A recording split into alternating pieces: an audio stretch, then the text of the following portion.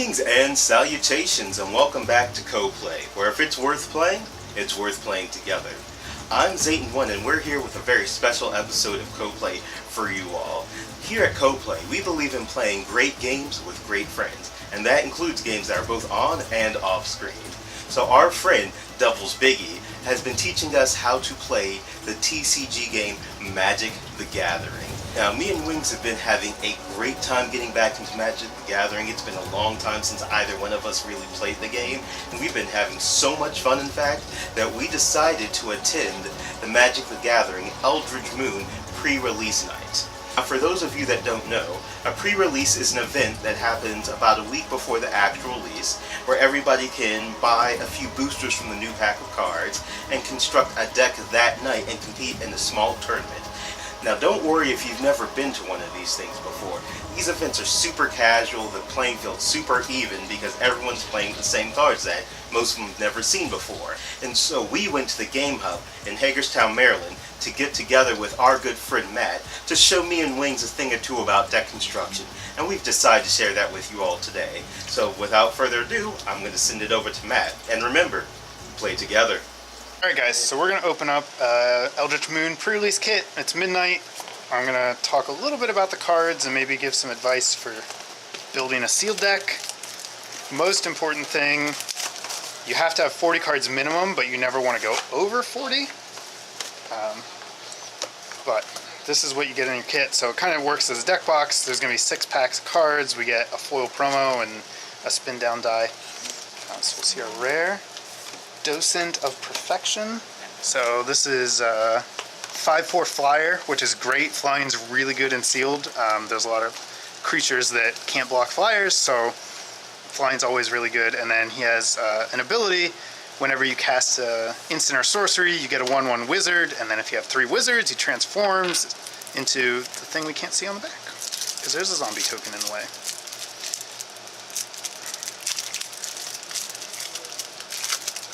Transforms into Final Iteration, which is a 6/5 flyer that gives all your wizards +2/+1 in flying. So this guy is really good if we get enough spells to support him. Even on his own, he's a 5/4 flyer, so he's definitely, we're going to try and put him in the deck no matter what. So what I like to do when I open these up is the first thing I'll do, I'll open the pack, I'll go through it real quickly. I'll look for any cards that I know I don't want to play and put those aside, and then sort the rest by color. So we have an Angelic Purge, Press for Answers. I usually put the rares off to the side here. Inquisitor's Ox, Intrepid Pioneer, Rush of Adrenaline, Rabid Bite. This is a really good common. Basically anything that gives you an opportunity to kill a creature should go in your deck if you're in that color. So Rabid Bite's definitely going to go in. Alms of the Vein, not interested. Reduced Ash, kind of slow, but fine. Confront the Unknown is an instant combat kind of trick. Pick the Brain, no thank you. Pour Over the Pages, card draw, it's really good. Skeleton Key, no. Harness the Storm doesn't do anything. Solitary Hunter, this is a really solid green common, so we're definitely happy to open that. Some stuff we don't care about. I apologize, I'm going so quickly, but you do have a limited amount of time to build your deck, so you kind of want to keep it brief. Jace's Ingenuity, Cathar's Companion's fine. Kind of wants to go in the spells deck too, so if we ended up in blue-white, we could definitely put that in. Truth Faith Sensor is one of the better equipments in the set, and it's colorless, so you don't need any colored mana to cast it, which is really good. That'll probably go in our deck no matter what.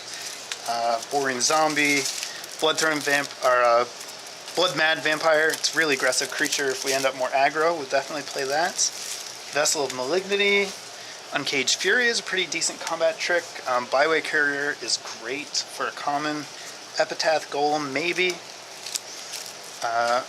Earl's Kindred. Really strong. I didn't get the other one though. Tenacity.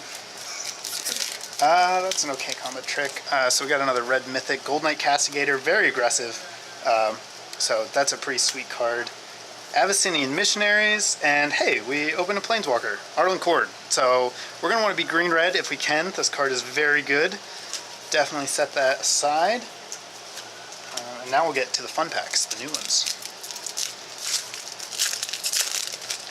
Alright, so we have Olivia's Dragoons, which is pretty good, especially in a vampire deck or with Madness, because it's a way to discard cards to activate their Madness cost. Take Inventory, probably not happening in Sealed. Desperate Sentry, this guy's pretty good. When he dies, you get a 3/2. Ingenious Scab, I like this card a lot in the Spells deck. So we may end up like a blue-red deck and then try and touch green to be able to play our Planeswalker. Cemetery Recruitment's fine. Primal Druid, pretty acceptable. Spontaneous Mutation, it's not a bad way to stall with blue. Steadfast Cathar, it's pretty good. Bold Impaler, +2/+0 until end of turn, no thank you. This card is actively bad. Savage Alliance, Escalate, that's one of the new mechanics. So we can make our creatures get trampled, deal 2 damage to a creature and 1 damage to each creature an opponent controls. This card's really good. Any cards that give you multiple options like Escalate does are always pretty solid, so we definitely are happy to open that. Foul Emissary. Reveal the top 4 cards of your library. You may reveal a creature card from among them, put it in your hand, rest on the bottom in any order. So it's a 3-mana 1/1 that probably replaces itself. And if we have a merge, we get some added value. This card's okay, but it's not great. We'll put it in the maybe though. A rare Spirit of the Hunt. It's 3/3 with Flash. Flash is a great ability, and when it comes in, it's going to buff our Wolves and Werewolves. So it's worth playing just as a 3/3 on its own, but could potentially be good if we have some wolf stuff going on. So maybe we'll end up red-green. We've got some good red-green cards. Graft Rats is fine.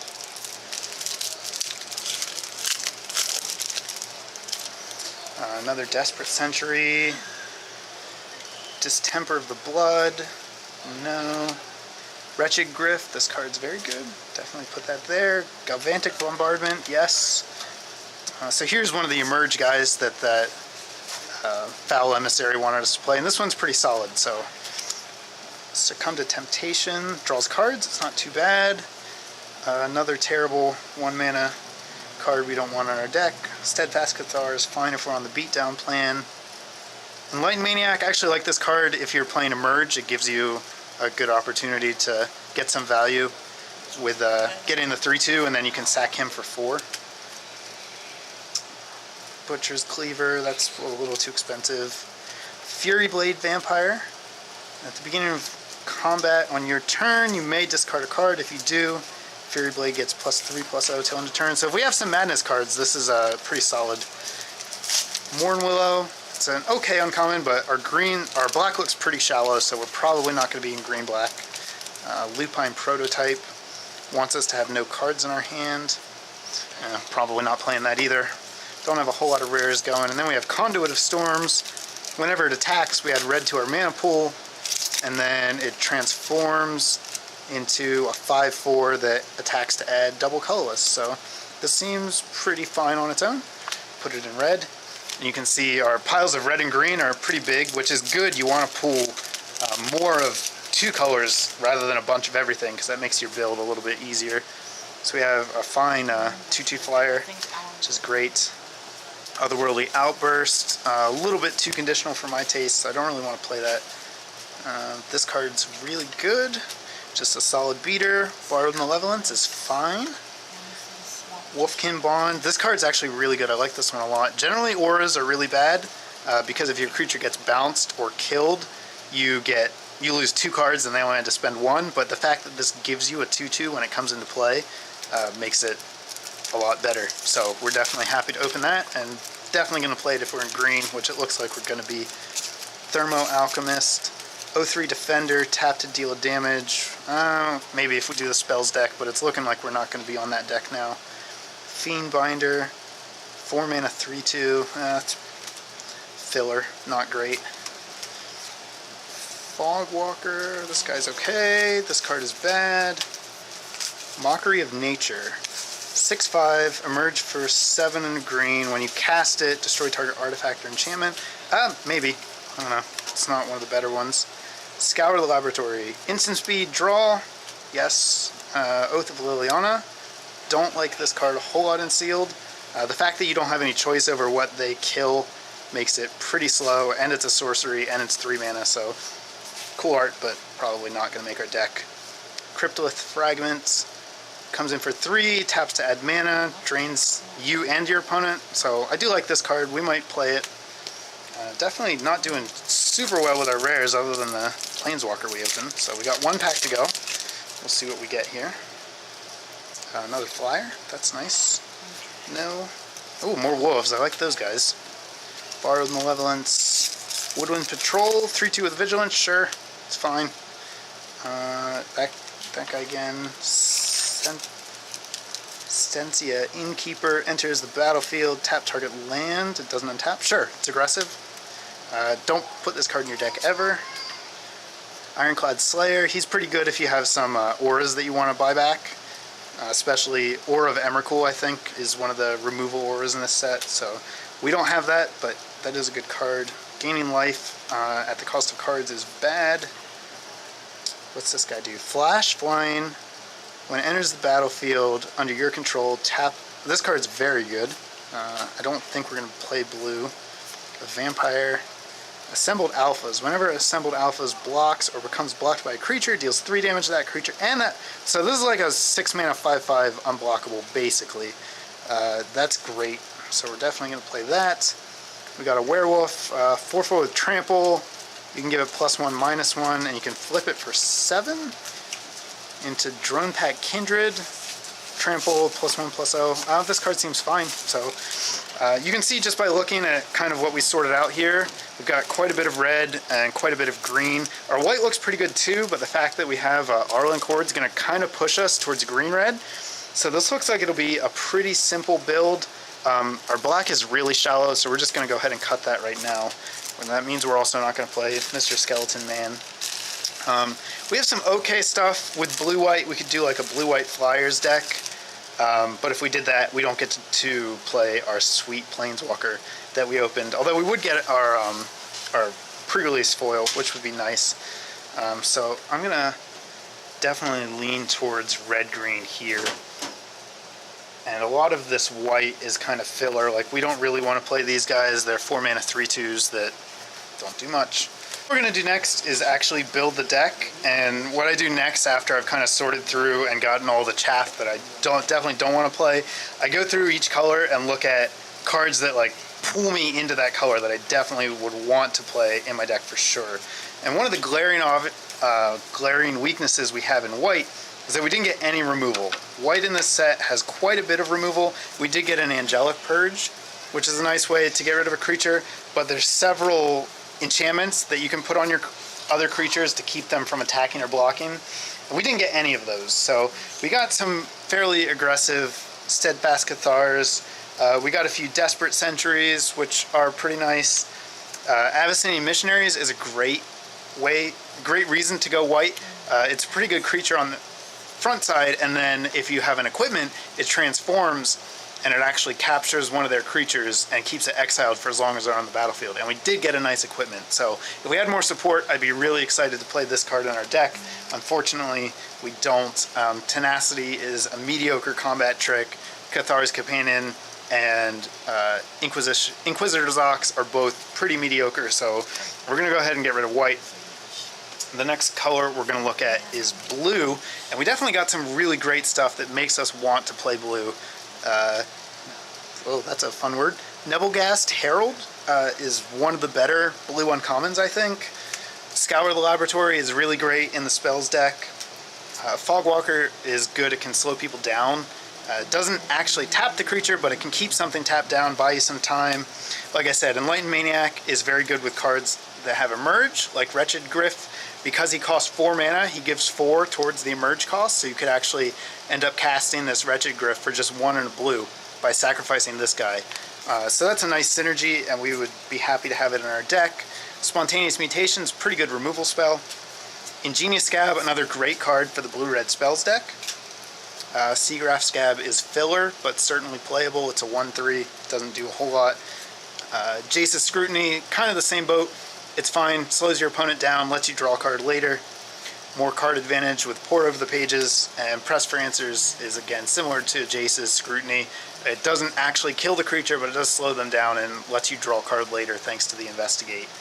So every card that we pulled out for blue, we would be pretty happy to have in our deck. So blue's a solid choice. Red's really where a lot of our power came from. The Werewolf, this is a 5-mana 4/4 Vilden Pack Outcast, so it has a kind of fire breathing effect where you can give it +1/-1 till end of turn, so if it doesn't get blocked, it could potentially do a lot of damage. And then, as we saw on the backside, you can pump it even further. So this is a solid card. 7 mana to transform it is pretty expensive, but later in the game, you can use it, and it won't be too much. Assembled Alphas is really great. It's almost impossible to block. It does 5 damage. Definitely going in the deck. The Innkeeper kind of slows your opponent down. 4-mana 3/3 is kind of mediocre, but the fact that it stalls them on lands means that it's really good in an aggressive deck where you want to be ahead. And speaking of that, we have Brazen Wolves, which is a 3-mana 2/3, but when it attacks, it gets +2/+0. So it attacks as a 4/3. We got 2 of these guys, and these guys hit hard. We definitely want to play them in our deck. So you can see that our red cards are really telling us to be as aggressive as we can. Thermo Alchemist is okay in the spells deck, but it's kind of not great in an aggressive deck, which it looks like we probably want to be. We could play it if we need it, but for now I'm going to put it on the side. Conduit of Storms gives us a little bit of extra mana. 2/3 for 3 is fine, and then on the backside, 5/4 is pretty solid. So not the best card, but definitely going to make the cut. Fury Blade Vampire, we don't really have any Madness cards, so we probably don't want to put this in our deck, though we could if we needed the space. Giving it +3/+ though is a real ability. It makes it hard to block. We'll put it in the maybe pile for now. Galvantic Bombardment, it's 1 mana to deal 2 damage to a creature. That's a good deal. We're going to play it. It doesn't matter that we don't have more to trigger the rest of the text. 1 mana for 2 damage is good. It's going in the deck. I already talked about the power of the Escalate cards, so this card's very strong. Definitely going to put that in. One of our Mythics, Gold Knight Castigator. Pretty risky, but it looks like we're going to be on the beatdown plan, so I'm actually going to try this card out, and we'll see if it comes back to bite me. Ulrich's Kindred. 3 mana, 3/2, and it has an activated ability for green, so this really says play red-green. This is a fine combat trick. I like it. This is one of our few Madness payoffs, and it's a pretty aggressive creature on its own, so I think it's going to end up making the cut. Expensive removal. It's bad, but we're going to be kind of hurt for removal, so this is definitely going to go in. And I don't think we're going to end up playing Rush of Adrenaline. It's okay, but we have better combat tricks, so put that aside for now. But our red's very strong, so we're definitely going to be in red. The real question is whether we're going to be red-blue or red-green. We'll take a look at the green real quick here. Woodland Patrol, 3/2 for 3 is fine. Vigilance is nice, but with 2 toughness, it's going to die pretty easily. Still, it's a fine card. Mockery of Nature, I'm not super impressed with, so I'm going to put this in the maybe pile. We could play it if we had to, but we definitely prefer not to. Wolfkin Bond, I already talked about this. It's great. It goes in.